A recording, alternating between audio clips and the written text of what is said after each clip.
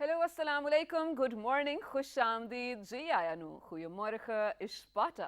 Pakhair agale, ni hao, tune shumme, washmale, ohio gonzaimes, guten morgen, hola, bonjour, privyet, kaifa hal, hale shuma chatore, ahlan wasal, marhaba, buna, mucho, gracias, swabia, balli ke rahe and thank you very much, ladies and gentlemen, for tuning into PTV World. You're watching World this morning, alongside the very pink Miss Shiza Hashmi, and I happen to be on the lighter side of the pink, which apparently looks white on screen as Yeah. well, but I happen to be Shahzad Hassan Khan. We hope and pray that everybody out there is doing wonderfully well and that you're ready to kickstart your day in 46 different countries with us. Hello, Shiza. How are you doing today? Thank you for asking. I'm doing absolutely great, and I really hope and pray all of you out there are going to have, like you already did say, Yeah.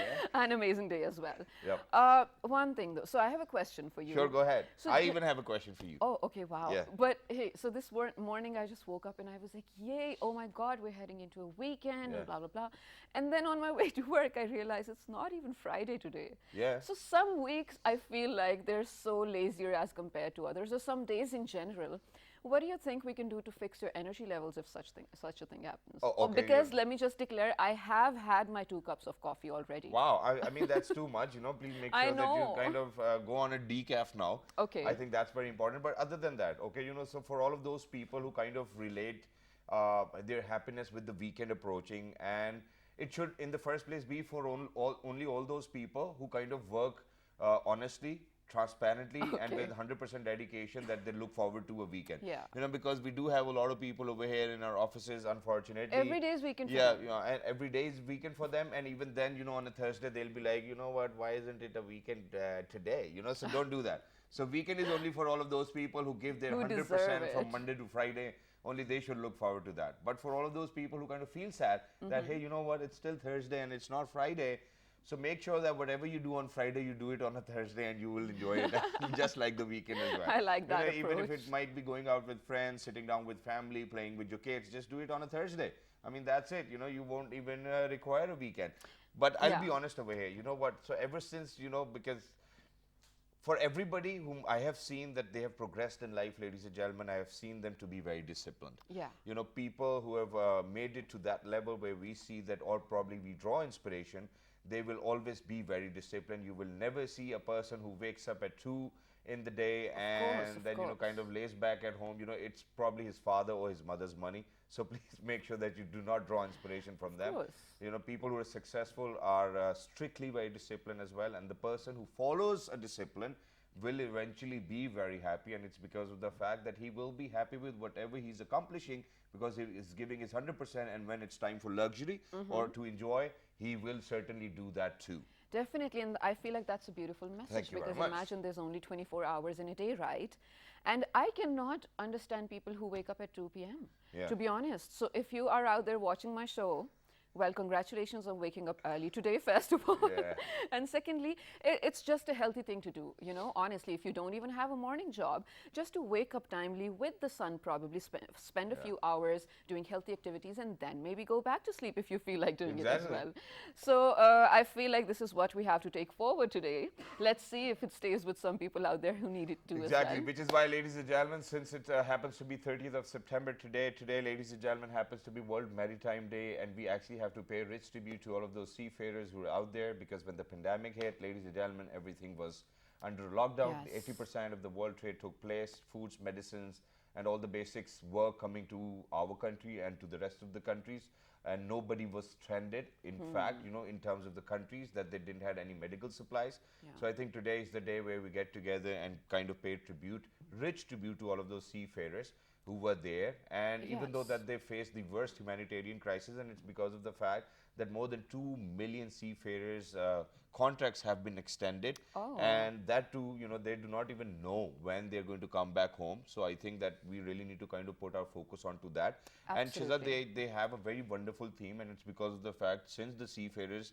actually did so much for the rest of the world. Yeah. And I have never ever kind of seen it on any television for the last 2 years that anybody kind of talked about seafarers or people who were on the ships who were making sure that all the trade goods are going to reach to the other places or the blue economy is going to continue. So what they did Right. was that they came up with the theme of seafarers at the core of shipping world as well. Well, So that is absolutely brilliant, and we need to talk about it, true. And since this is Maritime Day as well, so while we do discuss the efforts or sort of, commend the seafarers and their jobs as well, we need to discuss blue economy in its, in general, of course, and how Pakistan, or if Pakistan is actually contributing to it.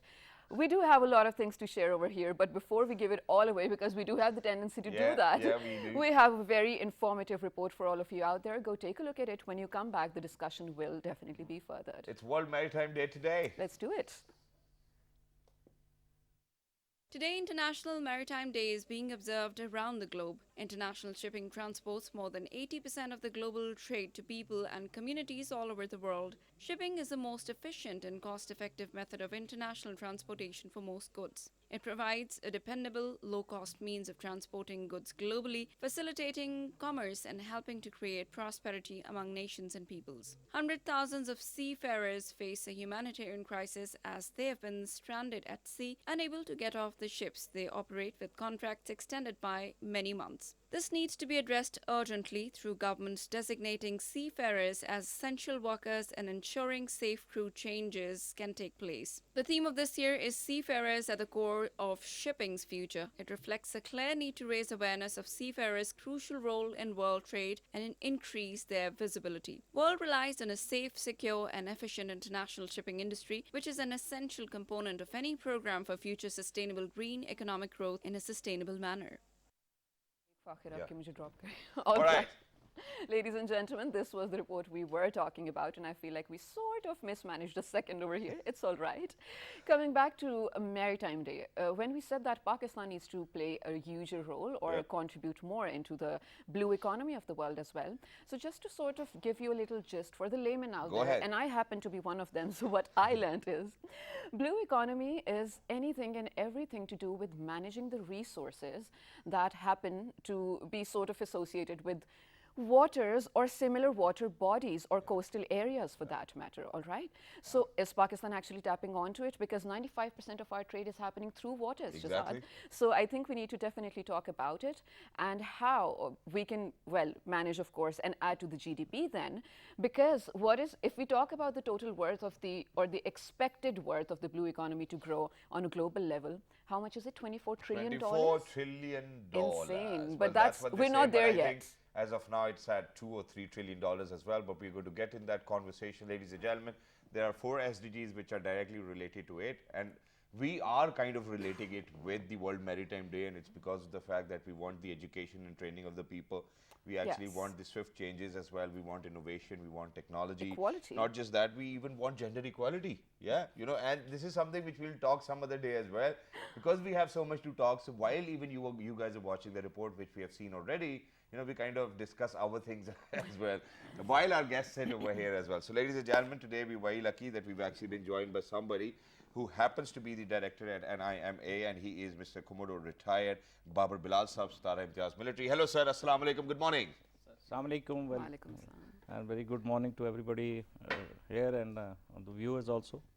Thank you very much sir, thank you very much for joining us, wonderful to have you. And thank you very much for calling us on the It's our very, pleasure. very World Maritime Day is part of our life. So representing on that day the seafarer community, it is my privilege. And, honor. Exactly, sir. And you So know, sir, kind, on a sir. very lighter note as well, if this is how seasickness looks like, that, you know, that's how the person kind of looks like, alhamdulillah. I think, you know, there's no harm in going and kind of witnessing it for ourselves as well. Because, ladies and gentlemen, other than talking about seafarers, you know, people who spend their time on these big cruises and ships or transportation modes, you don't know how life is on the sea. So we are actually going to kind of ask him whether how life is over there and how disturbing and how stressful it can be at times. But not just that, we obviously wanted to talk about blue economy of our own country, Pakistan as well, and what we are contributing towards the GDP and how much of our transportation of goods and businesses is transporting or probably in fact in addition to the global trade as well. So, moving on to talk about that, we're very lucky that we've actually been joined by Research Associate at Maritime Study Forum as well. He is Mr. Ammar Alam. Hello, Assalamu alaikum, Subha Bakhair, how are you? Thank you. I'm absolutely fine. Thank you for calling me. Thank you very much for joining us. Wonderful to have you. And I'm glad, thank you very much, United Nations, that you came up with this day as well, because this day, this year around, is very important. Yeah. So, sir, very quickly, getting started with you. Ever since the pandemic hit, what was the condition like, first of all, for all of those seafarers who were out there? Their contracts were extended timelessly as well, and they're still, facing that humanitarian crisis. There's nobody out there to rescue them. They have been making sure that they're going to send all the trade goods which was required by all the countries, but they still happen to be on their ships. Yes, yeah, your observation is absolutely correct. Thank you, sir. The issue is that for last 2 years, world is experiencing this COVID issue, and the crew which was on the ships, they were responsible for handling their cargoes. They could not be disembarked, they could not be replaced, and they had to be per force extended there. So this is a two-way. The individual who is now fatigued, and secondly their families who are feeling the Obviously, their fathers not their around, yeah. absence. And the sea is very tiring. You see, it appears to be very good that you go for luxury cruises. That is a few days, but those merchant ships, they are not there.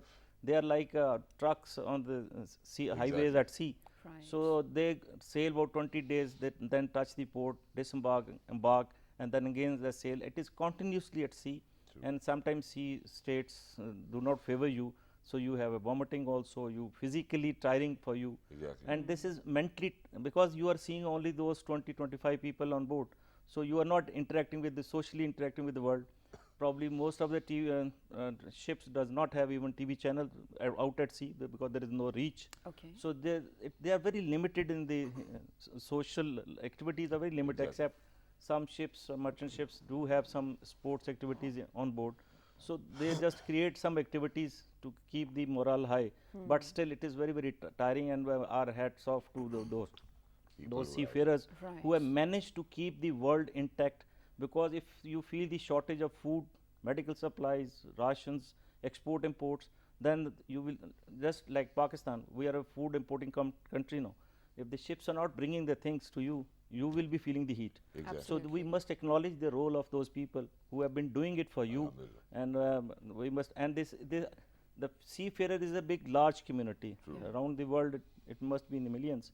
Like only in Pakistan, it is about 5,500 people who are actively participating as a seafarer, but the rest 12,000, 15,000 are waiting in Pakistan to get the jobs also. Exactly. This is another problem, but you cannot replace the people. So people who are waiting for the jobs, they are sitting at home, they are not earning money, and there is no pension, there is no concept of pension in this industry. And sir, this is where SDG 4 comes in, where we talk about education and training as well. That is a separate issue. That because if the people are sitting at home for 1.5 years, they have to go to certain qualifications, requalifications, certifications that I am medically fit, I am mentally fit to embark on but the issue comes up, then there is no visa, there you cannot fly to that next port of call where the ship is available. So it is a very cumbersome problem for the seafarer community.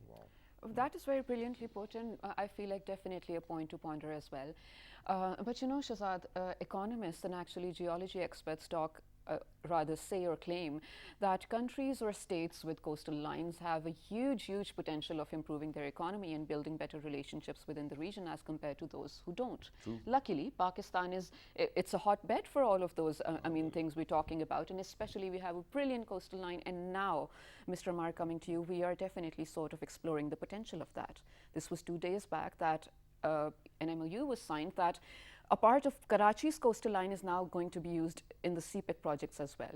Do you think Pakistan is on its track to, tapping the potential on its blue economy? And before you answer that, there's another addition to that as well on what you said, that okay, we have the ability, but we are Yes. not using that ability to build it into, or probably transform it into our capacity of doing business. So it's same like, for example, my parents used to come over for my parents' teacher meeting at school. I wasn't really a good student, so the teacher would say, "Bachcha bada zahin hai ji, lekin dhyan nahi deta." So I think that's the case with us as well. Let's be honest, early in the morning at least. So please go ahead. Assalamu alaikum. First of all, Walaikum. thank you for having me here. It's our And pleasure. it's a very big day and an important day for all of us. Yes. Maritime Day, as sir just pointed out, the importance of the day. Now coming to your question. First of all, we are nowhere near to the potential that we need to reap. Okay. At our study forum, we have calculated gross marine product. That's a new terminology. Okay. You must have heard about GDP. Yeah, this is GM. But GMP, gross marine product. right. This talks basically about all the money that we are accruing from the oceans only, Okay. and then we incorporate this amount to the GDP of Pakistan. So basically, if I want to tell it in easy words, Yes, please. it's the overall potential, the actual potential that we are reaping from the maritime sector in Pakistan. Okay. So right now we are only generating 1.5 billion dollars. Dollar. And if you were to tentatively or approximately say our potential, what is that? I'm coming towards Okay. that. The potential stands at 16 to 17 billion dollars, Insane. and India That's close and to our Bangladesh. reserves now. Yeah, I'm coming towards that. Okay. We have two basic economic predicaments that have hampered us, you can say, for the last 2 decades. Okay. You must know that is current account deficit and the fiscal deficit. Right. Now the current account deficit deals with the imports and exports. So the problem over here is we have a lot of imports and we do not have enough exports. So the problem here is we do not, if we develop the maritime sector alone, our fishing exports the potential stands at $2 billion. And right now we are generating around 400 to 500 million dollars. Million. Sir, I want you to continue with this, but just very recently, I think it was 2 or 3 days ago that I just kind of got to know that somewhere in Europe, there is a country who does not want fish from Pakistan Yes, anymore it's as well. banned. Yeah. And it was because of the quality of the Quality, fish we are producing. yes. And once we're going to talk about maritime or the blue economy, the people at the back of Yep. maritime really need to work hard. We need to bring innovation, where we talked about the SDG as well. In agriculture, we need to kind of build hardware ourselves. We need to have software houses ourselves. There needs to be technology. Where are we? I'm sorry, it looks like a Siasi show, but yeah. But these are the facts, and the point why we made gross marine product was just to give awareness to people. The point is, people over here do not exactly know where we are standing right now, and it's a gold mine. It's a complete gold mine that we are not tapping at all. And the perennial economic predicaments that we are continuously facing, that can be resolved easily. I'll give you a small example for that. We import 110 million tons of goods are coming into Pakistan through sea. See, Okay. So the freight bill is around 3.1 to 3.5 billion dollars. Now, if we own our own ships, and we can save on 3.5 billion dollars. So now our current account deficit comes down, and that's one of the problem that is solved. Okay. Now coming towards your fishing question, the fish that we export 1 kg of fish at $2 per kg. that's it. Yeah, that's it. Whereas You get in it more Bangladesh, expensive over here.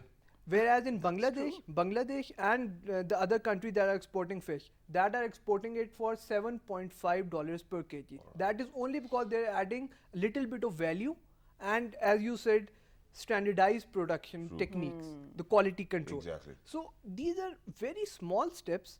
We don't need across the board changes. That is something we should not go for. True, We obviously, should- but we that's should not ju- possible. That's obviously not possible. If we change everything, everything will be destroyed. So the point is, we should make small steps and intervene where it is possible, so that we can reap the maximum benefits out of it. Wonderful. So this is very important. And we will come down to this as well, after we kind of speak about the maritime security, because this is one thing which is very important, and the changeover. And we will come back to you where we would want recommendations and suggestions, as in what smaller steps needs to be taken so that we can actually grow our potential. But sir, coming back to you, obviously, when we talk about the world trade, which takes place through the sea, which is more than 80% as well, and that too even in the pandemic time, maritime security is vital. And you, alhamdulillah, happen to be a Commodore retired yourself, so you'll be the wisest guy today, you know, to speak about it. And not just that, obviously we are concerned about the crew changeovers as well. How do you think is that going to happen? Because we are talking about a humanitarian crisis over here faced by the seafarers themselves. First of all, I'm not the wisest guy, but I'm also Today, sir, one on of the show. one of the students of the international relations and the maritime Alhamdulillah. organization. This is we are all learning. So, Alhamdulillah. Yes. now coming back to the seafarer community and the challenges they are facing, because the seafarers, we need to change them. We need to give them rest also. True. That is important. Alhamdulillah, the world is now opening out. The West has already opened. America is also open. So there is a possibility of change of seafarers. So there is some easing out pressure on those seafarers, those who are at sea for last 1 year, 1.5 year outside. But still there is restrictions. You need to have a COVID certifications, and then that has to be registered at the international forums. The person has to be medically fit who will be flying into the new country. So those things are already in place. The checks are already in place. But now the checks have gone roughly doubled the earlier times. So you have to qualify those checks. And the problem with the Pakistani seafarers, because I just take this opportunity to highlight that also, we have a good number of seafarers waiting in to get the jobs. Again, they have to qualify all those world restrictions. They have to pass through those filters and then join the ships. I think the government and the NGOs and the marketing companies of the shipping companies which have offices at Karachi, they must be looking after that aspect.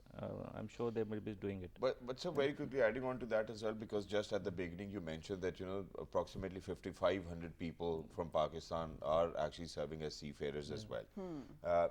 Can you please roughly tell us that how many people might not have come back home ever since the pandemic broke out? Like the Pakistani, let's say out of 5,500, there were about 400 Pakistanis, Pakistani ships. Okay. Probably they must have come back time and again.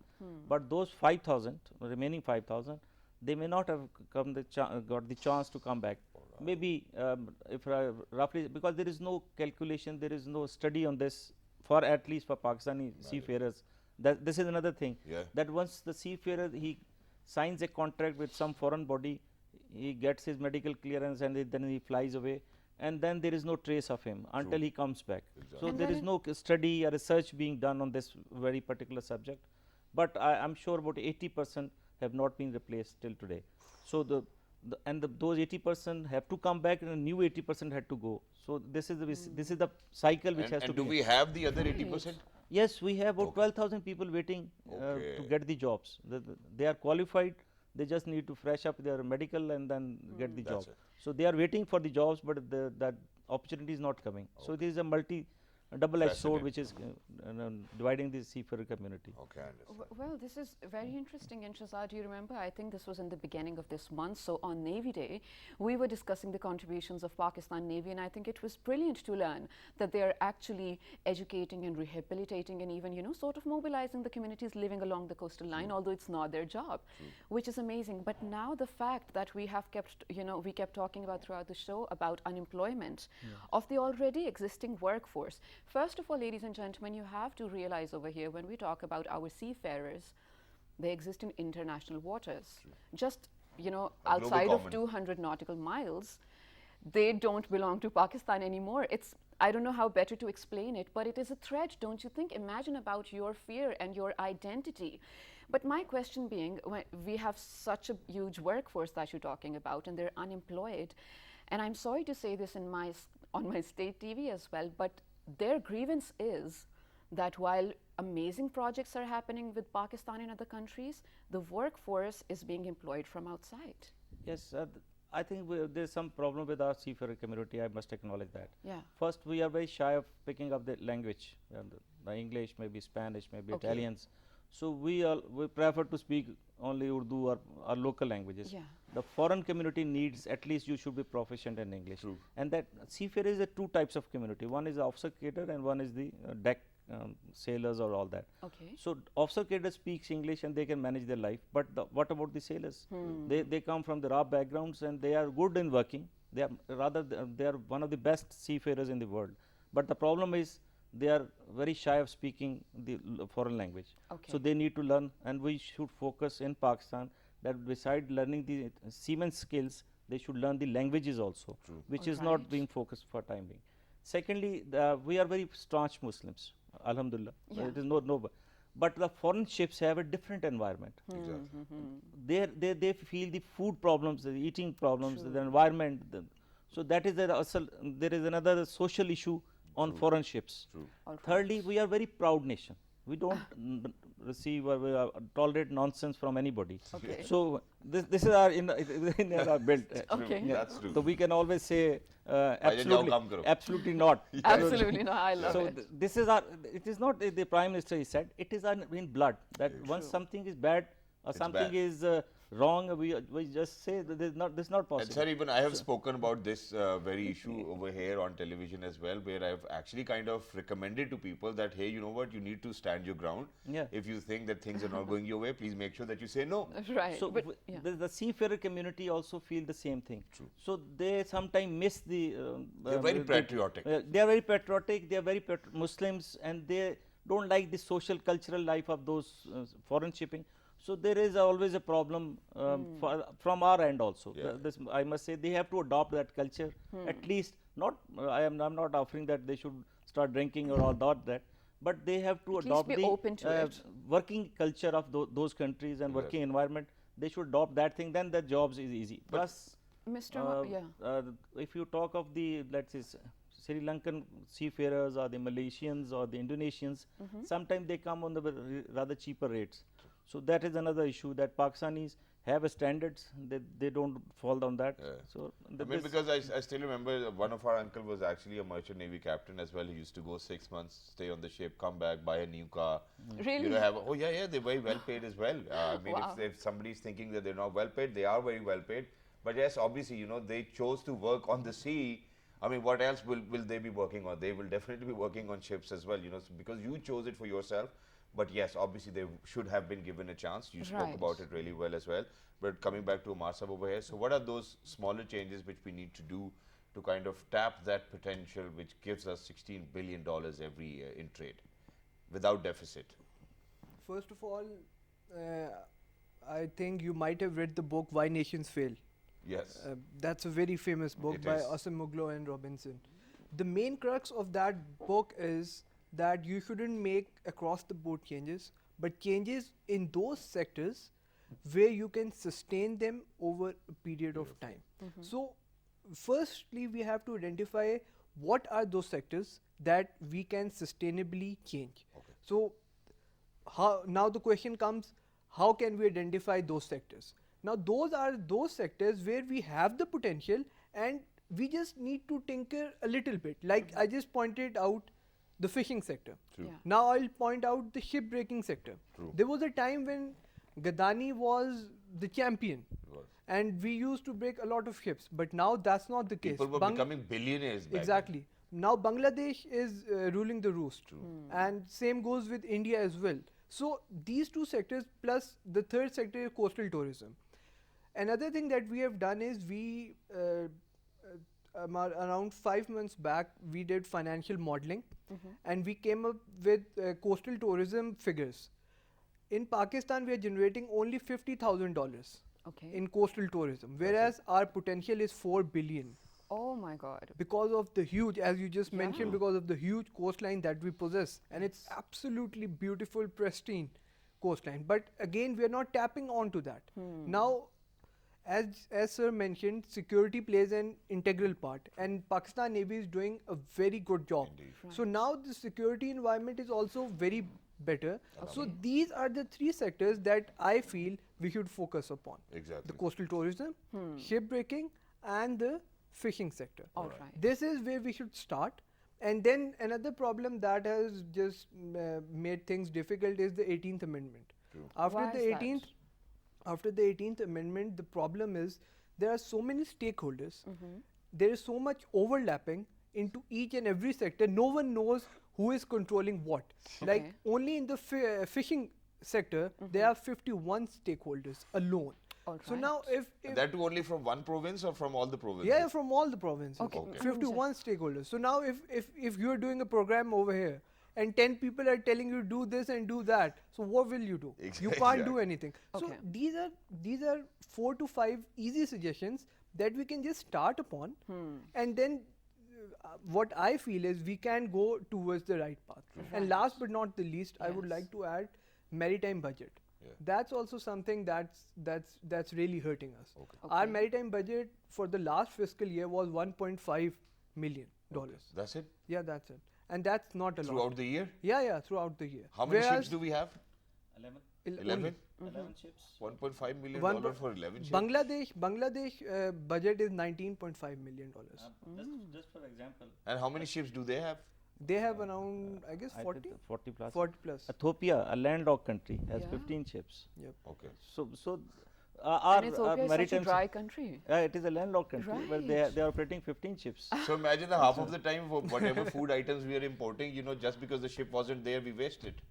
See, And that might have happened. This, Yeah, this, exactly. this links to the national security also. Exactly. Because once you are importing oil, we are importing LNG, we are importing coal. So if those things are not coming, untimely coming, that if I need a ship today, if ship is not coming today, that it ships docks tomorrow, so 24 hours there will be some shortage of either coal or, because now we are running this electricity from the coal. So Exactly. if coal is not there, the electricity will not come. So this is a linkage to the national security also. Exactly. And not just that, sir, but even if we have a standard ship with oil filled in it, it takes days and weeks and I don't know how, a month's period to kind of evacuate it and then kind of send it back as well. So I think that we really need to work on the infrastructure. That's what you're saying. Yes, but And- nowadays the things are very fast. The ships come in 4 to 8 hours or 12 hours. They will disembark the oil and then goes back. But we need about 3 ships a day to import the energy. Yeah. That is an average. I hope everybody out there is listening. If there's somebody who kind of directly plays a role with it, please make sure that you do that for the betterment and prosperity of the country as well. But definitely, but towards the end, I still have one question, Sure, and I go don't ahead, want I to know, miss I know. that. Gentlemen, I feel like this is like we have definitely established blue economy happens. I love the word. I why I'm using understand it completely now, Alhamdulillah. Right? Yeah. So I feel like it is such a major part of Pakistan. Do you think that this needs to be incorporated in the academia so that at least a discourse is generated through students and then they can be the workforce? Yes, a number of universities have started adopting one of the undergrad courses on the maritime economy or blue That's economy. nice. Just for information of the house, that blue economy is basically sustainable activities Yes. of the maritime industry. True. Okay. So that has to be done. He was already mentioning about the Gadani industry. We had once I joined the Navy long back, so 40 years back, I counted my ship. I was very junior and somebody told me to count the ships on the Gadani beach. There were about 100 ships. I think I remember 98 or 97 ships I counted with the binoculars. Yeah. Okay. From the sea. Now there are only 10 ships, 20 ships. Oh. And minded, this industry, sports or fan industry or motor industry or even the cooking pots, the big digs and all that, Yeah. they are made from this. Our cutlery industry, our medical instrument industry, and this housing industry, because they make those girders and all that. Oh, wow. This is a very vital industry, and it is a cheap raw material coming to that. Exactly. Plus it involves about 30,000 workforce on site, about 1 million workforce in the remaining. So it is a very vast industry, but we just needs to have focus on this industry. And it once used to be a money-making business Yes, as well. and so we I are don't- now fourth or fifth in the world. Rather, we were first and second. Oh, So we are wow. slipping down. And mind it, this is the blue industry. If we do not follow those international rules and regulations, the Hong Kong Convention, we are going to have a complete shutdown of this industry, which is a very fearful thing. And then we'll actually have to import material for Everything Tatas will and import. everything as well. Like So- import bill will go Again, more sky- deficit. More deficit. We Right, hope but thank not. you very much, gentlemen, for joining us. Wonderful to have you. Lovely to be in conversation. Our sole responsibility, sir, Mr. Marsab over here, is to kind of raise awareness amongst people and the people who sit in the office or hold the office as well. Even though we are no professors or lecturers and we do not want it to be like that. But sir, today is the day, ladies and gentlemen, everybody comes together. They're talking about the seafarers as well. But yes, obviously as Pakistanis, we are concerned that the Pakistan should prosper on definitely those values which come from within. Or, it is not even about that we have to add value. We have all of this potential. All we need to do is build our own capacity and kind of enjoy this life Allah has given us. I mean, that's pretty Absolutely. much it. Definitely, and for all the parents watching today, I really hope that you guys take this as a task. Please make sure to use today to inform and educate your children about maritime affairs, what is included in them, how Pakistan is sort of, being a part of this entirety of it, and how trade is important through waters as well. And we're doing that. So, because with this small amount of knowledge, they will be inquisitive to further look up. Exactly, and just like Babar Saab over here mentioned that, whenever the seafarers are there, so they do have difficulty communicating with other people as well. So there's the role of people who actually translate everything for the other people as well. They are the Right. people who bring communities together. So the next segment is actually going to be in relation to all of those people who have contributed in terms of translation or probably have brought two countries or more than two together. Wow, let's do it. Good morning.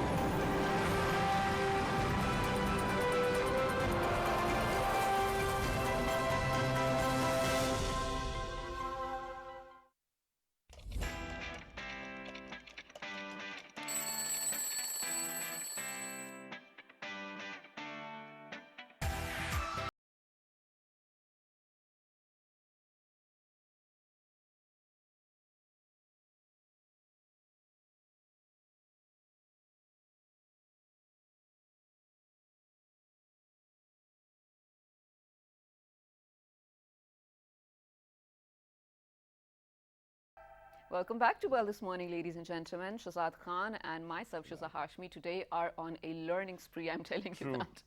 And well, before we did go out on a short break, Shazad spoke about people who actually play a crucial role in building communities, actually bringing communities together. and Exactly, or probably facilitating dialogue. yeah, for that matter, or well, building cooperation, or Exactly. just strengthening world peace on a whole.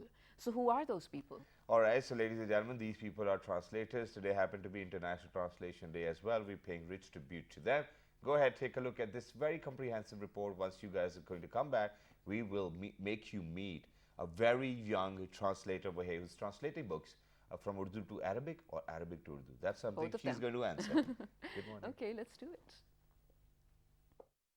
International Translation Day is meant as an opportunity to pay tribute to the work of language professionals, which plays an important role in bringing nations together, facilitating dialogue, understanding and cooperation, contributing to development and strengthening world peace and security. Languages, with their complex implications for identity, communication, social integration, education and development, are of strategic importance for people and the planet. There's growing awareness that languages play a vital role in development, in ensuring cultural diversity and intercultural dialogue, but also in attaining quality education for all and strengthening cooperation in building inclusive knowledge societies and preserving cultural heritage, and in mobilizing political will for applying the benefits of science and technology to sustainable development.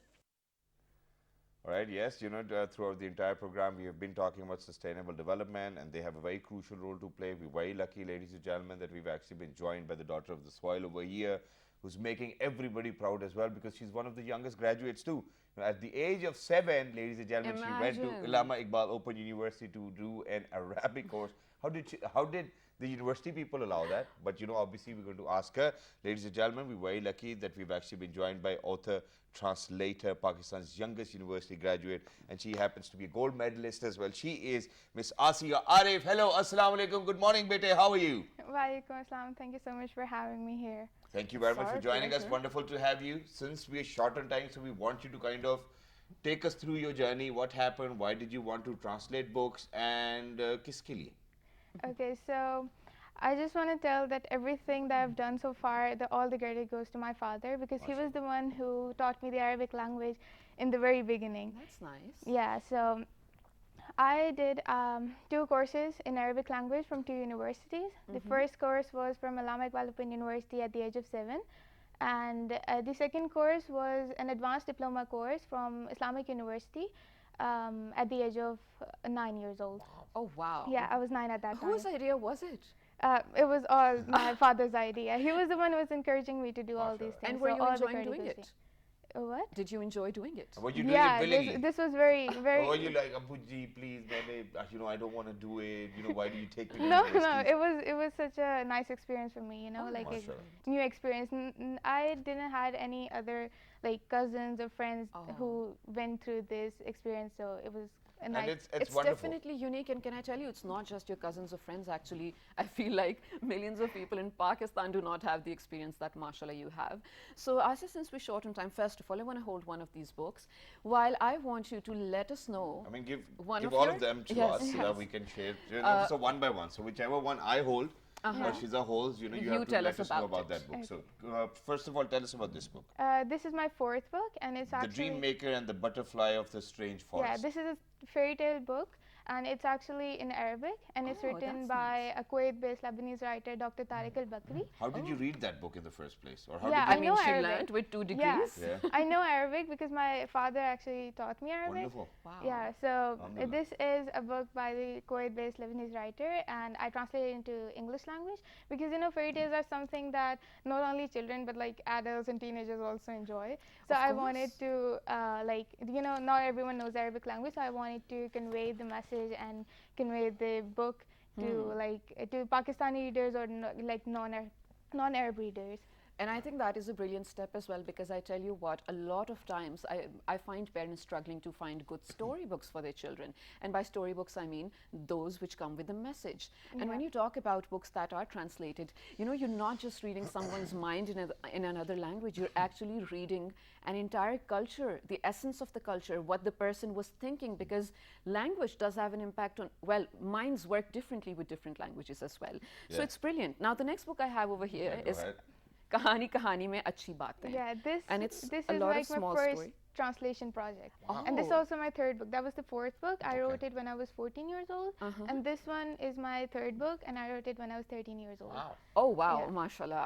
I'm super impressed. First of all, so you tell me, did you get any feedback from people on any of your books? People really liked it, like these books, because once I was sitting at the dentist, and I had these books, like the office or the dentist, they put the books on the table, and there came like small children, and they started reading the books, and they were like, "Oh my God, Mama, this is so good, and look at this, like these are very interesting." So I was sitting there, and they didn't know that I was there. You must have felt So, so proud. Yeah, so I was like, it's really amazing. It paid like, off yeah, that it day. paid off.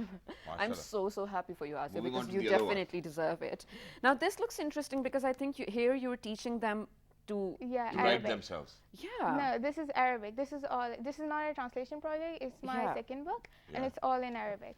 So Okay, you were teaching us it's the all in alphabets and- Arabic. Yeah. And but what you've done is that you've actually left a lot of space in front of things as well. You know, so is it for the people to write something? No, it's not like that. So this is the first book, and this is the second book. All The right, fir- so let's try learning Arabic for that Okay, reason let's as well. do I it. think it's mandatory for people so that they can kind of understand the Quran as well. Alhamdulillah. So first things first, you know, the page actually shows a butterfly. Let's see what's written underneath it. So number one, it says, "Hazihi farashatuhu." Yeah, this is a butterfly. This is a Oh. butterfly. Yeah, the contents of this book is like I took random objects, like the everyday objects, like table, sofa, fan. Laha clock. janahani. Yeah, I took all these objects. What do we and, mean by that? She has two wings. Okay, I okay. So was- you're describing. Yeah, Okay. I'm describing the Wow. object in like 10 sentences because that's the key to learn a language, Of that course. you know about you know the name of the like Yeah. things that we see in our daily lives. So for example, if I am to say that I have wings, how do we use janahani? You have wings. Yeah, I have You'll wings. say عندي جناحان. Handi janahani. I have wings. I have and wings. and I can fly too as well. You know, how do we say it in Arabic? أنا أستطيع الطيران. أنا Wow. أستطيع الطيران. كيف حالي يا عربي؟ يا رفيقة एक ही तरीका है. Wonderful. Well, this is amazing. So I feel like, you know, you're actually going to help a lot of people who might not have Arabic as a language in their proper or formal school curriculum, right? Yeah. So if they still have any interest in this, where can they get these? They're available in like bookstores. All of them? Yeah, all or of them. online as well? And you know what I Not have? online, but like Uh-huh. you can buy them from the bookstore. And I have They one have it. suggestion as well. I think, I mean, if anybody can do that out there, and I believe it's very important. I don't know whether you've already done it or not, but I think that, you know, that you will have a larger market for your books in Dubai or in UAE as well, because there are a lot of people come from different backgrounds and they live over there and they want books for their kids, which they can read in English, and then probably there's the Arabic This version of book, it as well. like the second book, which you just hold. Yep. So this book is actually being taught in Oman, and it's been inaugurated also in Sultanate But of there's no Oman. English in it, no? No, So imagine like- that, for example, if we have a book like this where there's Arabic written in front of it and then Yeah. there's English, I think it will be more easier for kids to study by themselves No, as well. these books are actually being taught in Oman in Arabic for the Arab students. Wow. Yeah, That because is this super. was actually also inaugurated and published there in Mashallah. Oman by the like corporation of education group called Al-Aysiri Group. Wow, Oh, that's that's wonderful. And you know, amazing. one more thing, you know, so that everybody kind of takes something away from it as well, and that is that, you know, I always wanted to kind of understand Arabic, but the only thing I could understand and speak was kaifaha, winsir, and sirbait, you know, things like that. But how interesting it is for you now when you read Quran. You know, this is something I Oh, want it people to must be understand, that once you life-changing. understand everything, what Allah is saying in His holy book is something which is marvelous. So how do you feel when you read Quran? It feels amazing. You know, like Arabic language is very vast language, and it's also a sacred language. You know, it's the language of Quran, it's the language of Jannah, it's the language of a prophet, peace be upon him. So it feels very nice, like reading the Quran and understanding the contents, what Allah Subhanahu wa Taala is saying to us. And apart from that, Arabic itself is also like very interesting. I just want to add that me and my father, we talk in Arabic. Mashallah. Yeah, Oh. we don't talk in Urdu. Oh, this is amazing. Wow. All right. Well, Asya Arif, I have to mention over here, you are definitely an inspiration for a lot of people out there. So towards the end, we want you to tell us what's in plan for the future. And let's say 5 years from now, where do you see yourself?